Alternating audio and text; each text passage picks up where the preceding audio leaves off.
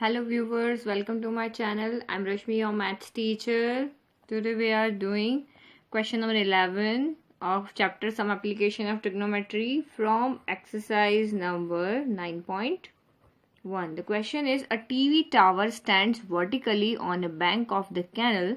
From a point on the other bank directly opposite the tower, the angle of elevation of the top of the tower is 60 degree.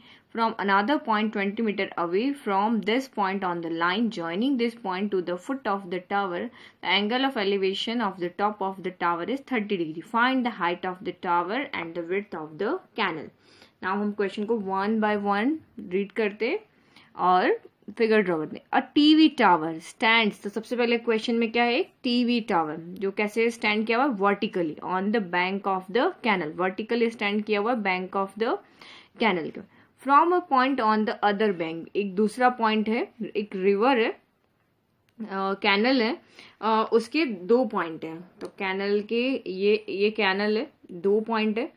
एक point पे तो tower खड़ा हुआ है, vertically stand किया हुआ, और दूसरा पॉइंट है यहाँ पे देखो, from a point on the other bank, other ये बैंक का, बैंक ऑफ कैनल का दूसरा पॉइंट है, directly opposite the tower the angle of. तो इस पॉइंट से हमें क्या बनाया हुआ है, angle of elevation top of the tower पे. ठीक है, यहां तक हम पहले फिगर ड्रॉ कर लेते. तो सबसे पहले हम क्या ड्रॉ करेंगे, एक टीवी टावर. ओके, तो सबसे पहले हम ड्रॉ करेंगे एक टीवी टावर को. तो लेट ए बी एक टीवी टावर. तो ये ए बी टावर. ओके, फिर और ये कैनल का एक पॉइंट है ए, ये कैनल का, और दूसरा पॉइंट है यहाँ पे बी. ये पूरी एक कैनल है. हम यहाँ पे यहाँ से ये ए पॉइंट है और ये बी, और इसको हम लेते हैं सी. ठीक है, तो बी सी क्या है, bank of the canal. Okay, now अब हम क्या करते हैं, इसको ज्वाइन कर लेते हैं. From a point on the other bank directly opposite the tower. तो ये वाला पॉइंट का डायरेक्टली अपोजिट द टावर, और इस पॉइंट से angle of elevation of the top of the tower is 60 degree. तो इस पॉइंट से एंगल ऑफ एलिवेशन कितना है, 60 degree. Okay, from another point, अब एक और पॉइंट है जो कि 20 metre away from this point. इस पॉइंट से वो कितने डिस्टेंस पे है, 20 मीटर दूर है. यहाँ से 20 मीटर डिस्टेंस पे है एक और पॉइंट है. ये हमें गिवन है डिस्टेंस कितनी है, 20 मीटर. एक और पॉइंट है, from this point on the line joining this point two the foot of the tower. तो यहाँ से line the angle of elevation, तो इस पॉइंट का फुट ऑफ द टावर के फुट से, बी पॉइंट से एंगल ऑफ एलिवेशन कितना है, 30 डिग्री. तो हम इसको भी ज्वाइन कर लेते हैं. पहला जो पॉइंट है 60 डिग्री एंगल का, वो भी फुट ऑफ टावर से कितना एंगल ऑफ एलिवेशन है, 60 डिग्री. और जो 20 मीटर दूसरी दूरी पे एक पॉइंट है, जो 20 मीटर डिस्टेंस पे सी पॉइंट से, उसका angle of elevation B point से कितना है, 30 डिग्री. तब हमें क्या क्या फाइंड करना, find the height of the tower. तब हमें हाइट फाइंड करनी है टावर की. तो हम इसको लेट करते हैं, इसकी हाइट कितनी है, h मीटर. और फाइंड करना है विड्थ ऑफ द कैनल, यानी बी सी फाइंड करना है. ये कैनल की विड्थ चौड़ाई कितनी है, तो ये हम लेट कर लेते हैं x. नाउ हमारा फिगर हो गया कंप्लीट. अब हमें सॉल्व करना है क्वेश्चन के लिए. इसको ट्राइंगल में रेशियो लेके क्वेश्चन हमें सॉल्व करना है. तो सबसे पहले let A B the tower of height h, B C be canal और सी डी हमें यहाँ पे गिवन है. अब सबसे पहले लेते हैं हम, अब यहाँ पे देखो कौन सा ट्राइंगल पहले लेंगे. अगर हम ए बी सी ट्राइंगल लेते हैं तो यहाँ पे h variable, x variable 60 degree, और ए बी सी ट्राइंगल में हमें 20 + x और h. तो हम कोई भी ट्राइंगल पहले ले सकते हैं. तो सबसे पहले, क्योंकि यहाँ पे किसी की वैल्यू किसी ट्राइंगल में यूज नहीं आ रही है, तो सबसे पहले हम ट्राइंगल स्टार्ट करते हैं. इन ट्राइंगल ए बी सी, तो यहाँ पे जो हमें फाइंड करना है, और जो यहाँ पे दोनों ही वैल्यू हमें फाइंड करनी है. तो ये एक परपेंडिकुलर है और एक बेस है. तो परपेंडिकुलर अपॉन बेस, तो परपेंडिकुलर इसमें कितना है, ए बी, और बेस कितना है, बी सी. तो परपेंडिकुलर अपॉन बेस का रेशियो किस में होता है, यही पंडित भोले प्रसाद हर हर भोले। तो P अपॉन B क्या होता है, tan थीटा। तो यहाँ पे थीटा हमें गिवन है 60 डिग्री, तो ये हो गया tan 60 डिग्री। नाउ हम हमारा रेशियो कंप्लीट हो गया, जो रिलेशन बनाना था वो बन गया। अब हम क्या करते हैं, इसमें वैल्यू पुट करते हैं। वैल्यू ए बी हमने कितना लेट किया h, और बी सी कितना लेट किया x, और tan 60 कितना होता है √3। ये दोनों वेरिएबल है, लेकिन दोनों ट्राइंगल के लिए परपेंडिकुलर वाली साइड कॉमन है, क्योंकि ए डी बी ट्राइंगल हो या ए बी सी ट्राइंगल हो, ये वाली साइड दोनों के लिए कॉमन है।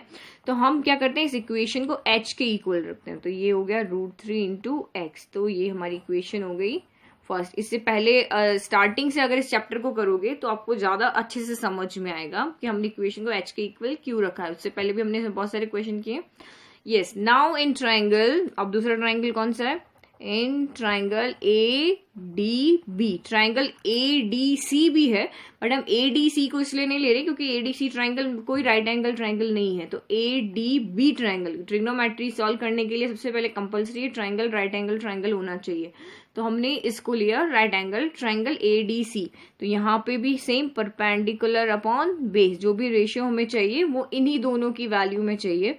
तो परपेंडिकुलर यहाँ पे ए बी हो गया, और ए डी बी ट्राइंगल का बेस कितना हो गया डी बी, और यहाँ पे tan, क्योंकि परपेंडिकुलर अपॉन बेस क्या होता है tan थीटा। तो और थीटा इस ट्राइंगल के लिए कितना है tan 30 डिग्री। ओके, नाउ हम वैल्यू पुट कर दें। ए बी की वैल्यू h, बी डी कितना है 20 प्लस एक्स, तो ये हो गया 20 प्लस एक्स, और tan 30 कितना होता है 1/√3। तो यहाँ पे x वेरिएबल भी है h भी है, लेकिन h दोनों में कॉमन है, इसलिए हम इस इक्वेशन को भी h के इक्वल रखते हैं। तो h इक्वल टू हो गया 20 प्लस x/√3। क्योंकि हमने क्रॉस मल्टीपल किया तो h को नहीं किया, सिर्फ इसको यहाँ पे ट्रांसफर कर दिया। यहाँ डिवाइड में था तो यहाँ पे कहाँ आ जाएगा, मल्टीपल में। तो ये हो गई इक्वेशन नंबर 2। तो यहाँ पे फर्स्ट इक्वेशन भी h के इक्वल है और सेकंड इक्वेशन भी h के इक्वल है, तो हम इक्वेट कर लेते हैं।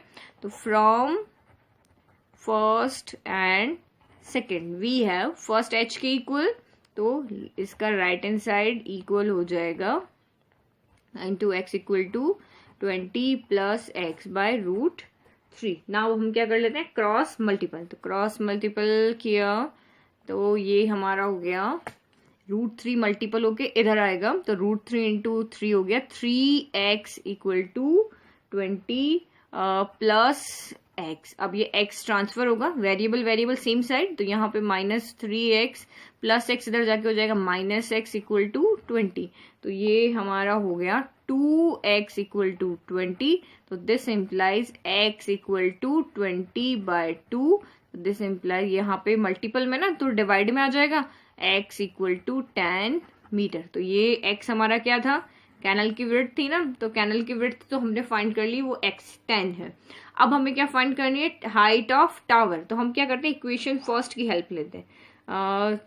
Height of tower, height of tower, हमें टावर की हाइट भी फाइंड करनी थी, तो वो कितनी थी, फ्रॉम इक्वेशन नंबर 1। तो h यहाँ पे कितना गिवन है, √3 इंटू एक्स। तो यहाँ पे हम x की वैल्यू पुट कर लेते हैं, h equal to √3 into x की वैल्यू 10 मीटर है। x अभी हमने फाइंड किया 10 मीटर, तो ये हमने पुट कर लिया। अब क्वेश्चन में इतना आंसर इनफ है, क्योंकि हमें क्वेश्चन में √3 की वैल्यू नहीं गिवन है। अगर हमें क्वेश्चन में √3 की वैल्यू गिवन है तो हमें उसको यहाँ पे पुट करना है और उसको ऐसे सॉल्व करना है। तो मैं आपको दोनों मेथड बता रही हूँ, जब आप इसको सॉल्व करोगे तो ये आ जाएगी 17.32 metre. Okay, thus the hence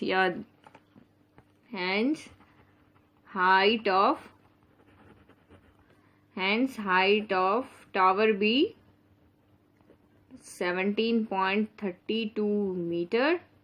and एक और हमें क्या फाइंड करना, विड्थ ऑफ रिवर या फिर कैनल वो कितनी आई थी, इज 10 मीटर। तो आई होप आपको इस क्वेश्चन का आंसर अच्छे से समझ में आया होगा। तो प्लीज मेरे चैनल को लाइक, सब्सक्राइब और बेल आइकन को प्रेस करना ना भूले। Thank you.